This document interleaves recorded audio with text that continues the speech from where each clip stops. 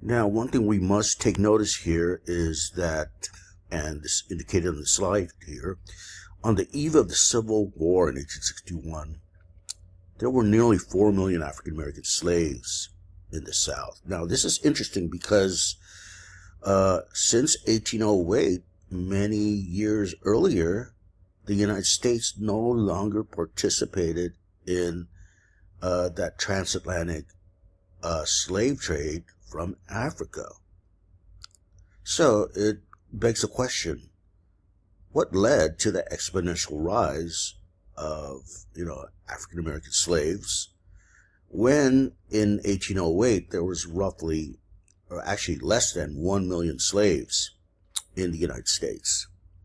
Okay, so this brings us to the way slavery actually formed in the United States, actually, to be more precise, in the New World, right? Meaning that, during the 16th century, 17th century, not just the English colonies, but certainly parts of the Caribbean, certainly in Brazil, which was a colony of Portugal, right? The way slavery developed was attached to race, to skin color, all right?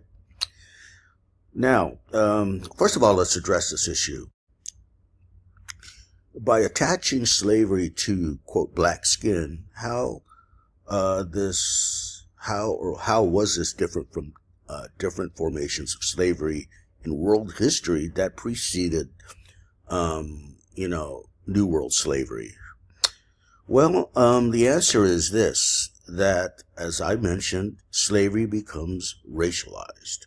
Okay, as stated in the slide here, racialized slavery. What this means is, in the law books, let's say in the Virginia colony, but certainly you could talk about, Puerto Rico or Cuba or what have you, slavery became attached to skin by certain laws that basically dictated that slavery becomes hereditary. Okay, that's to say, the children of slaves also inherit the condition of slavery, and it passes down through generation after generation. Moreover, slavery is perpetual in a slave's life, meaning from cradle to grave, you're born a slave through hereditary slavery, and you will die a slave unless your master decides to free you. But most likely that doesn't happen, especially since the slave master makes a lot of profit from the slave labor. It's an investment, right, from the slave master's point of view. Okay, so hereditary slavery combined with perpetual slavery eventually led to this view that black skin is synonymous with slavery. And that's what we mean by racialized slavery. And this made slavery unique in the New World, in the English colonies, in Cuba, Puerto Rico, Brazil, and what have you, right? So, and it should be mentioned that previous forms of slavery at that time, let's say Imperial China or parts of Europe, certainly going back to the Roman Empire and ancient Greece, it was not attached to race. It was not attached to skin color. All right. Most of the times it was attached to captives from war. Okay, so this is why you have 4 million African American slaves. And by the way, why 1808?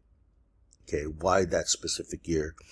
Well, this links to the ratification of the Constitution that was happening earlier, right, at the end of the 1790s. And there was a lot of contention, a lot of disagreement. At the same time, the participants felt that this new Constitution had to be ratified as quickly as possible. So they came to agreement. Oh, by the way, they were debating whether or not to allow slavery and to, put it in the law books, in the Constitution. Should we allow slavery or prohibit it, right?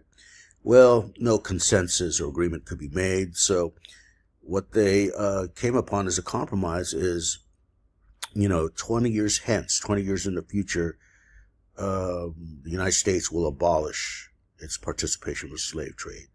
So that agreement was during this debate for the Constitution in 1798, right?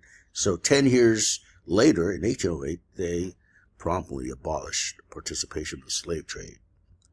Okay, but nonetheless, racialized slavery led to this exponential increase in African American slaves. Now, this brings us to the next topic. Was the outbreak of the Civil War due to the demand that these 4 million slaves be emancipated? Is this the reason the North went to war against the South? In fact, what do you think, right? Do you feel that this is the reason? Well, for some of you, and it may come as a surprise, but the answer is no, that's not the reason. Right? Emancipation was not the reason the war broke out in 1861. Okay? The North did not begin hostilities with the South, the secessionist South, because it demanded they emancipate slaves. This was not the decisive issue. Rather, the reason was political. Okay? Not moral. Right? Not the moral issue of slavery that, well, slavery is, morally wrong and therefore we should eradicate it. Now, there were some abolitionists who felt that way and took that stance, but they're not really the lawmakers, as you know, most of them. Okay, so, it was political. It's a political issue. So what is the political issue? The political issue is this, that the South decided to secede from the North because, it didn't accept President Abraham Lincoln and all that stuff.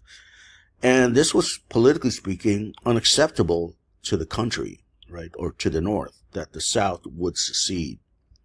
So therefore, Lincoln declares war in order to prevent disunion, in order to preserve the Union. Okay, this is thoroughly political, not moral, as you could gather. By the way, how do we know this? Well, for starters, if it was about slavery and emancipation, well, why was the Emancipation Proclamation not issued until 1863? Nearly 2 years after the start of the war. Why didn't Lincoln emancipate the slaves earlier? If the North was moved by this feeling of moral revulsion over slavery, why didn't the Emancipation Proclamation happen in 1861 when the war broke out? Right? And we'll discuss this further, why 2 years. But also another reason is this. Interestingly enough, and early in the conflict in 1861, 1862, President Lincoln actually offered to pardon those rebel states that left the Union, that seceded. He offered pardon, and as a compromise, he guaranteed slavery wherever it already existed.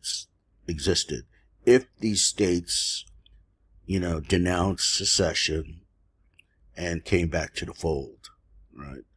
And in fact, there was actually a bill in Congress that, if passed, it would have been, interestingly enough, our 13th Amendment, okay? That is to say, allowing slavery wherever it existed if the secessionist southern states actually came back to the Union. Now, that's interesting because our actual 13th Amendment today is the opposite. It prohibits slavery, right? Okay, now, here is when I begin to discuss meaning. Because Lincoln interpreted the outbreak of the war as a political struggle, right? It's not to say that he felt that slavery was okay. In fact, he did have, misgivings about slavery, but he always based his decisions and actions based on politics, not anything moral. Okay. Lincoln actually never recognized the South, the Confederate South, as a sovereign nation, right? Like a sovereign nation that must be conquered through war, like other wars against other countries, right? Rather, his political interpretation was that secession was unconstitutional.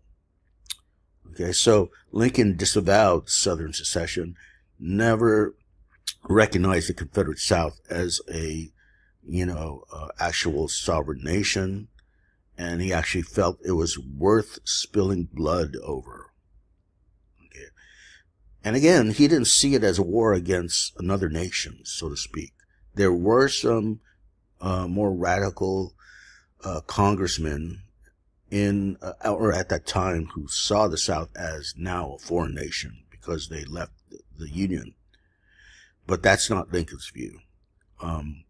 Rather, he saw it more as, if you will, a family feud, right?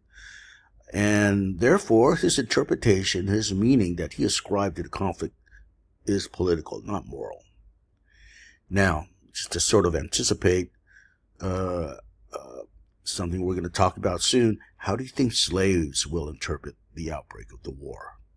Right? How do you think they're going to interpret this conflict between North and South? And here again, you have to refer to the Stephen Hans article.